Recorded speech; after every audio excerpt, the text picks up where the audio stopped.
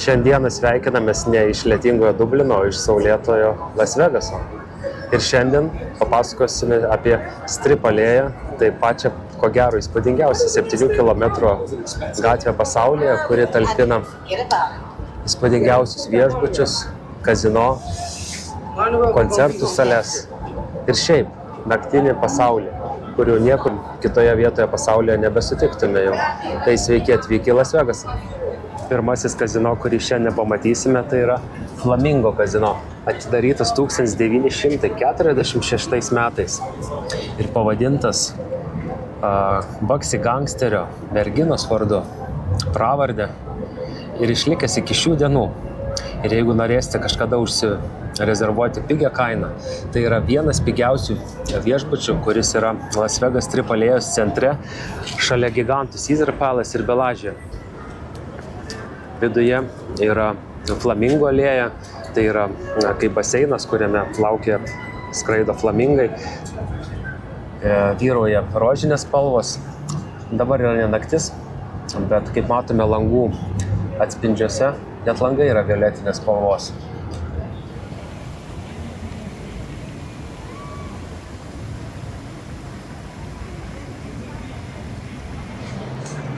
Kaip matome, visur vyrauja flamingai, rožinė spalva, nes tai buvo mėgstamiausia Bugsy merginos tema, spalva.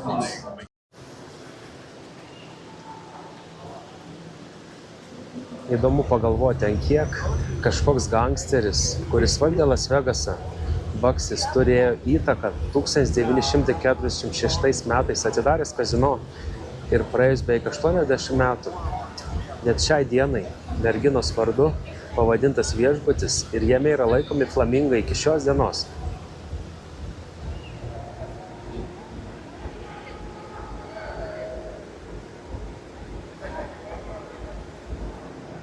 Dar viena vieta, kurią rekomenduočiau aplankyti Flamingo klube, tai yra šis nemokamas, visiems prieinamas baseinas dienos metu, kurie mėgsta pašokti ir visą kitą. Šiemet atidarytas, taigi tikrai rekomenduoju aplankyti. Na, kaip matome, ne vien mūsų viešbutyje, bet visose viešbučiuose yra didžiausia problema, tai liftai. Ar jie pataupo ant visų eksploatacinių kaštų, ar kas yra, bet visur jie stringa. Ne, nesisveikinu šiandieną su jumis iš Viduramžių pilies, sveikinusi iš Excalibur viešbučio Las Vegaso Strip. Tai viešbutis pastatytas 90 metais, kuriame yra beveik 4000 kambarių. Buvo vienas didžiausių pasaulyje ir didžiausias Las Vegaso viešbutis, iki kol kitoje sankryžos pusėje nepastatė MGM Grando. Kuom įdomus tom, kad viešbučio tematika yra visiškai Viduramžių pilis, pavadinta karaliaus Artūro Kalavijo vardu. Tiek išorėje, tiek viduje atrodo, kad esi Viduramžių pilyje. Taigi kviečiu į vidų.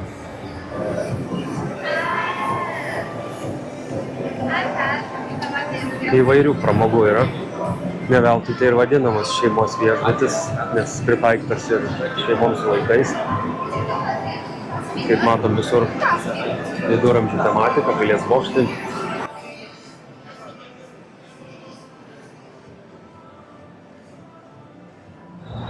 Už manęs ne New Yorkas, ne Manhattanas, bet jeigu nebeužtenka pinigų po Las Vegaso lošimų nuvažiuoti į New Yorką, net ir nereikia. Už manęs didieji raudonieji kalneliai, Laisvės statula ir, nežinau, Empire State Buildingą, ar kaip jisai ten vadinasi. Taigi pristatau jums 97 metais atidarytą viešbutį turintį 2000 kambarių. Eime į vidų.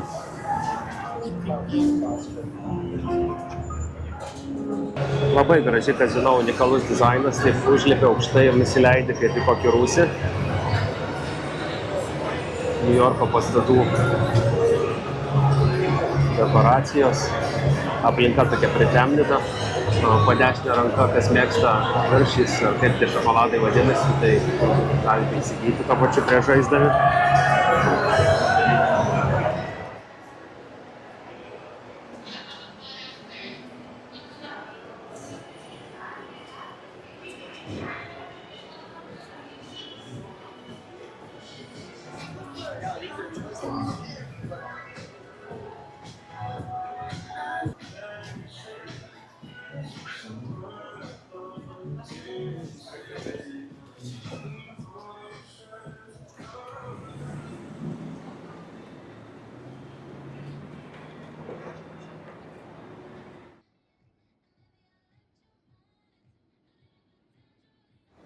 Už manęs vienas didžiausių ir prabangiausių kazino davusių pradžią šiam šiuolaikiniam Las Vegaso Strip. Tai MGM'as, turintis daugiau nei 5000 kambarių, įspūdingus auksinius liūtus pradžioje. Vienu momentu buvo laikomi liūtai net pačioje viešbučio salėje.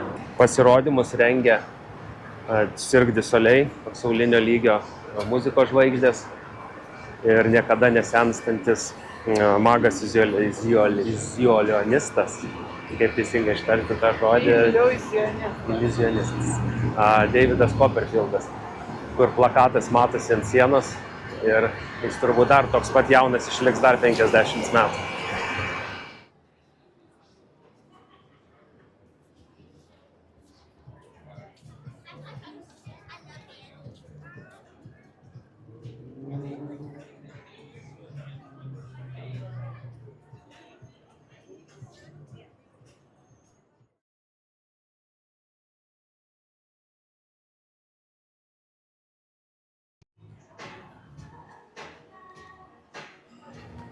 Tik įėjus pasitinka prabanga, viskas padengta auksu, aišku, netikriu auksu, bet vyrauja aukso detalės, dekorai, net ir turėklai. Atrodo, kad patenki į kažkokią 90-ųjų prabangos menį.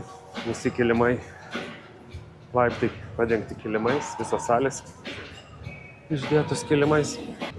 Sąlyginai ramu palyginti su per gatvę esančiu New York kazino.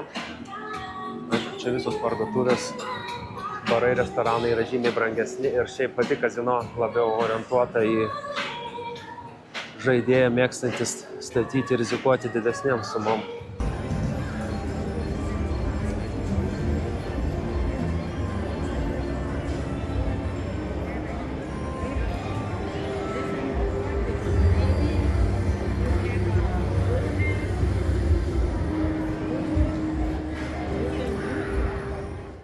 Sveiki nuo faraono kojų. Ir šiandieną esame atvykę į Egiptą. Ne, juokauju, vis dar Las Vegase. Bet labai gražiame viešbutyje, kuris parodo visą Egipto civilizaciją. Juoda piramidė, o piramidės viršuje vienas galingiausių pasaulyje lazerių, kurio spindulys matomas net iš kosmoso. Palmės. Visi Egipto dievai, ko gali dar prireikti.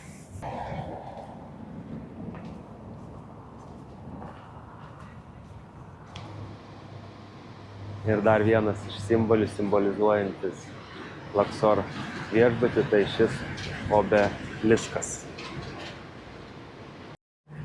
Priešais matome traukinuką, kuris jungia 3 viešbučius, tai Mandela Bay, Luxorą ir Excaliburą. Tai net jeigu esate visiškas tinginys, jums nereikės net vaikščioti, sėdate traukinuką ir važiuojat išleidinėti savo pinigus.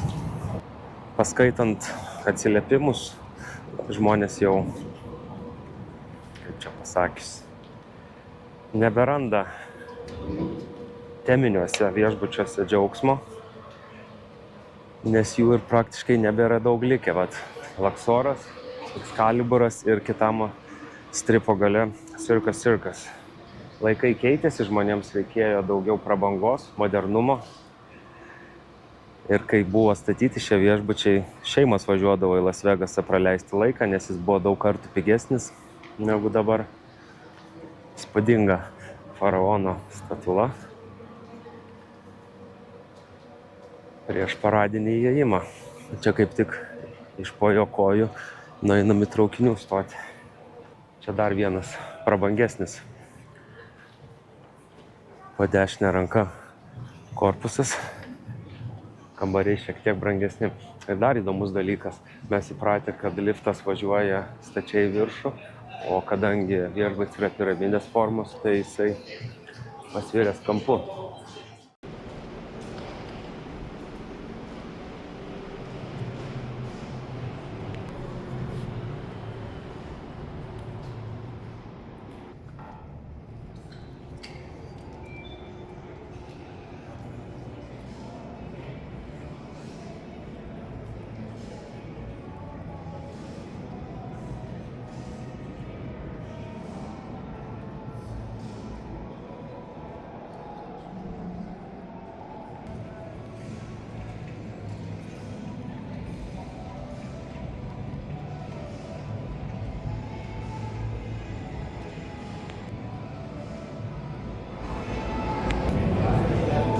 Taip pat Luxor viešbutyje yra Titaniko daiktų kompozicija.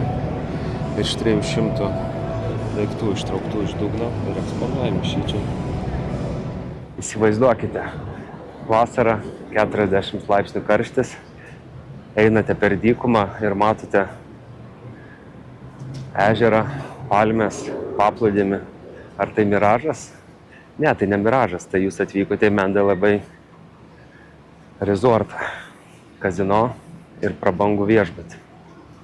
Man labai patinka, kai jo langai, ypač vakare, žiba, kaip jie būtų padengti auksu. Tai vienas geriausių viešbučių, kalbant apie paplūdimius, nes jis vienintelis turi tikro smėlio pakrantę, dirbtinės bangas. Tai yra rojus. Viduje yra milžiniškas, vienintelis Las Vegaso akvariumas, kuriame plaukioja rajos, rykliai. Tai tikrai labai gera vieta pasižiūrėti patiems vandens gyvūniją, bet to ir parodyti mažiesiems.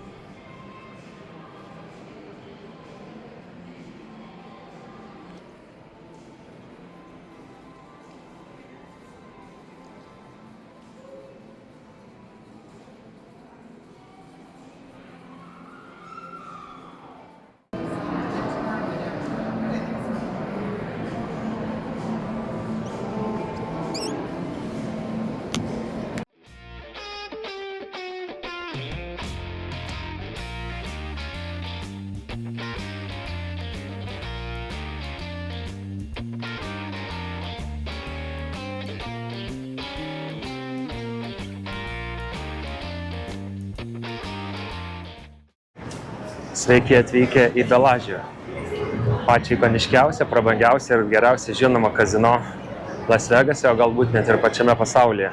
Įžymi savo fontanais, botaninių sodų viduje, kuris 4 kartus per metus keičia savo ekspoziciją, garsiais muzikos pasirodymais, savo rezidencijas turėjo vieni geriausių pasaulio atlikėjų. Paskutinė čia koncertavo ponia Adelė.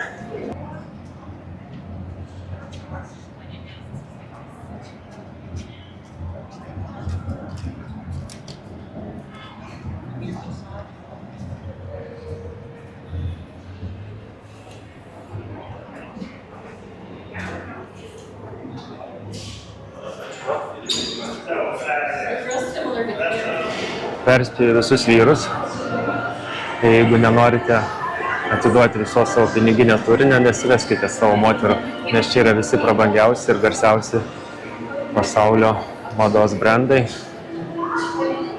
ir šiaip pačios brangiausios parduotuvės. Kaip Fifth Avenue, tik tai Las Vegase.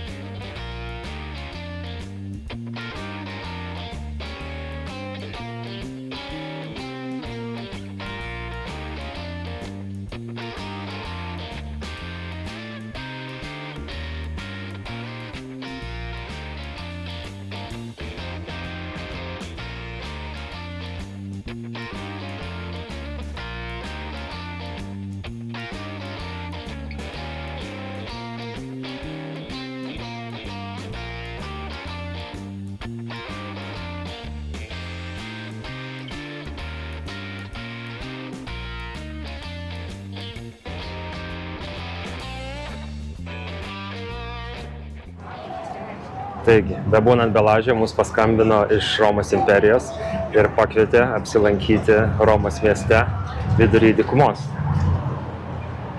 Caesar Palace.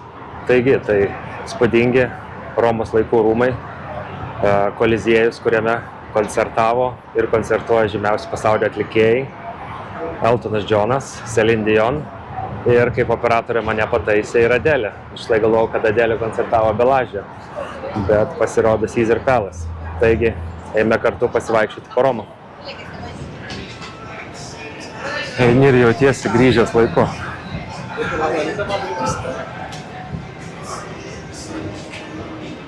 Tai Las Vegasą valdo dvi kazino korporacijos pagrindė, tai Caesar Palace ir MGM. Tai labai įdomu stebėti, kaip du konkurentai per vieną gatvelę. Belažė MGM'as, Caesar Palace, Caesar Palace.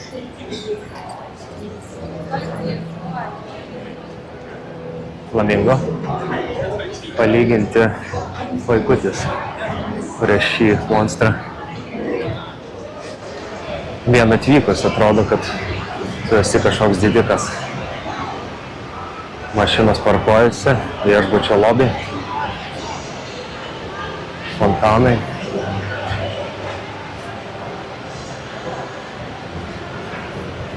Už to pastato ir koliziejus, kuriame vyksta koncertai.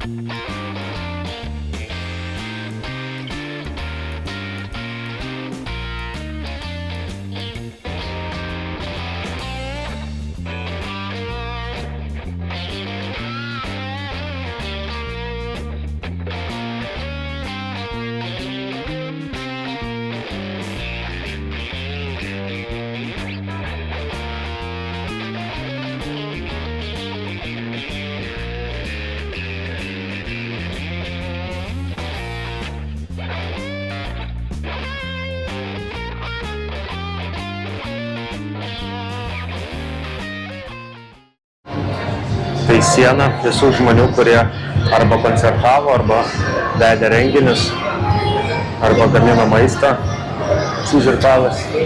Tai ko gero didžioji dalis pasaulio įžymybių. Kaip suprantu, čia buvo filmuotas ir filmas Las Vegas, Pagirios Las Vegasas. Sveiki, Venecijos ir Italijos gerbėjai. Kviečiu įsekantį mūsų viešbutį, tai yra Venetian.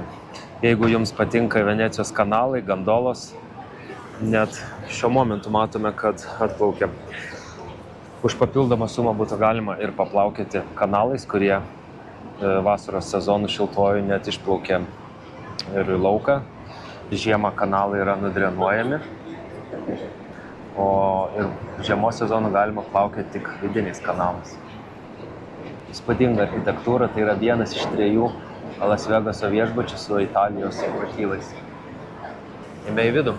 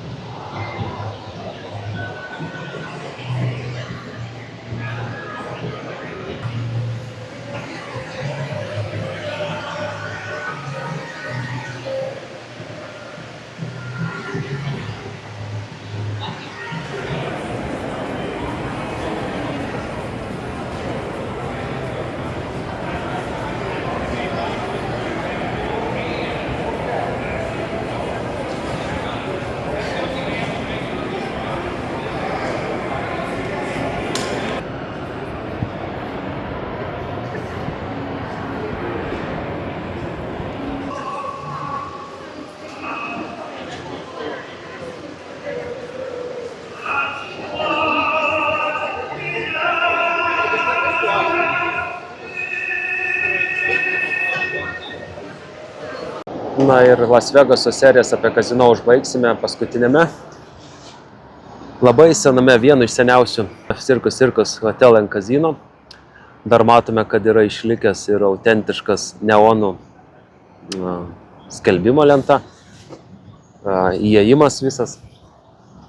Viduje nemokamai vyksta cirko pasirodymai ir pats kazino turi formą suformuotą iš cirko palapinės. Kaina tikrai yra labai prieinama, nes žmonės šiais laikais nelabai benori čia apsistoti. Aišku, yra ir nelabai gerų atsiliepimų, palyginus su centriniu strip dalimi. Bet manau, jeigu norit pajusti tikrą seną Las Vegaso autentiką, tikrai verta vieną naktį čia praleisti. Operatorė nelabai mėgsta šito kazino. Sakė, kad žmonom, merginoms nelabai patiks, nes čia yra tikrai labai vintage. Bet kazino aparatai labai panašus kaip ir visame Las Vegaso strip.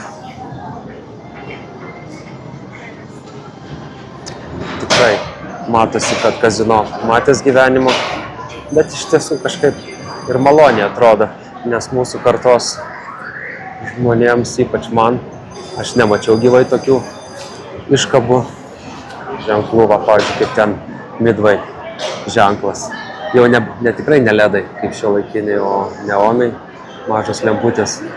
Ir pažiūrėjus į lubas, tikrai atrodo, kad čia kažkokia cirko palapinė.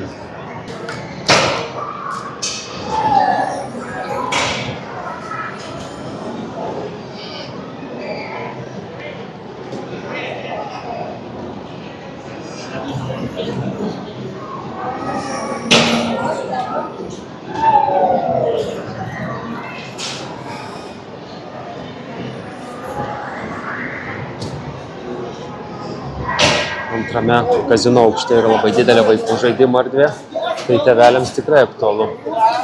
Ir kol jūs žaidžiate kazino, vaikučiai tikrai turės ką veikti jau.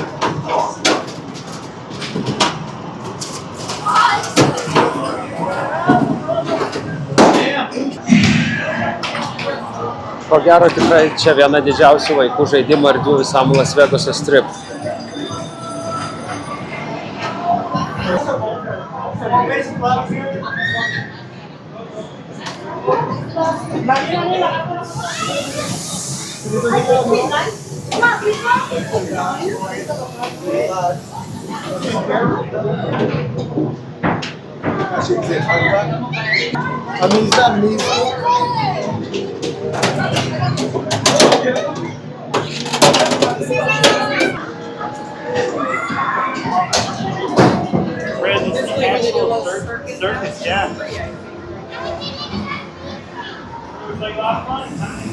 Čia turbūt supras tik 90s vaikai jau, nes matom, kad mamytė žaidžia, vaikelis nelabai supranta, kad čia vyksta.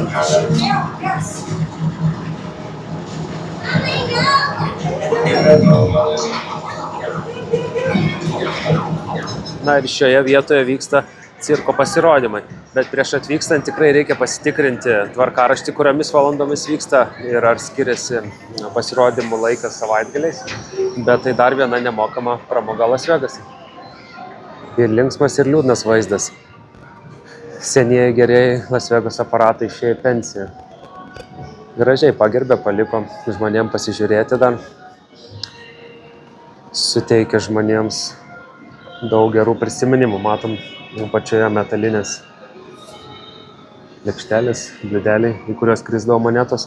O sekančiame epizode pakviesiu apsilankyti vienam iš paskutinių Las Vegaso kazino, kur dar galima sužaisti ir pajusti senąją Las Vegaso dvasią su monetomis.